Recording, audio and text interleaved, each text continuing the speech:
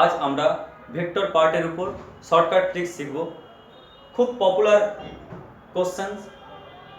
Question if vector a cross vector b whole square plus vector a dot vector b whole square equal 144, mod of vector a equal to 4, then mod of vector b equal চারটে অপশনের মধ্যে কোনটা correct হবে।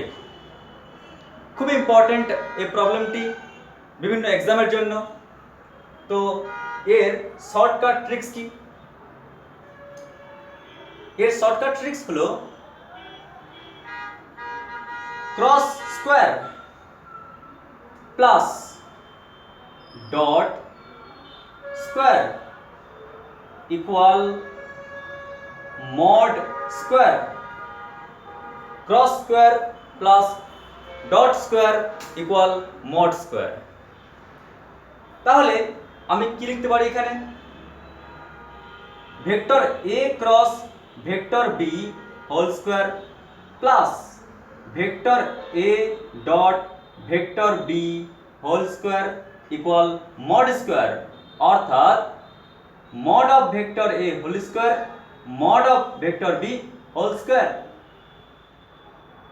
এখন দেখব কি কি value কার কার মান দেওয়া আছে।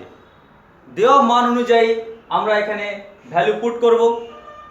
দেখতেই পাচ্ছি vector a cross b whole square plus vector a dot vector b whole square, ওর ভ্যালু দেওয়া আছে 144 और 144 equal mod of vector a equal to 4 square mod of vector b whole square, और mod of vector b whole square equal 144 by 16, that is 9.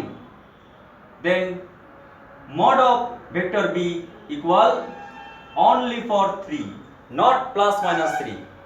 যেহেতু mod b all time positive value নেয়, তাই আমরা এখানে only for plus ভ্যালুটা দেব। Then the answer is option C. Okay, thank you. যদি আপনার অঙ্কটি খুব ভালো লেগে থাকে তাহলে আপনারা প্লিজ লাইক করুন এবং আমাদের চ্যানেলকে সাবস্ক্রাইব করুন।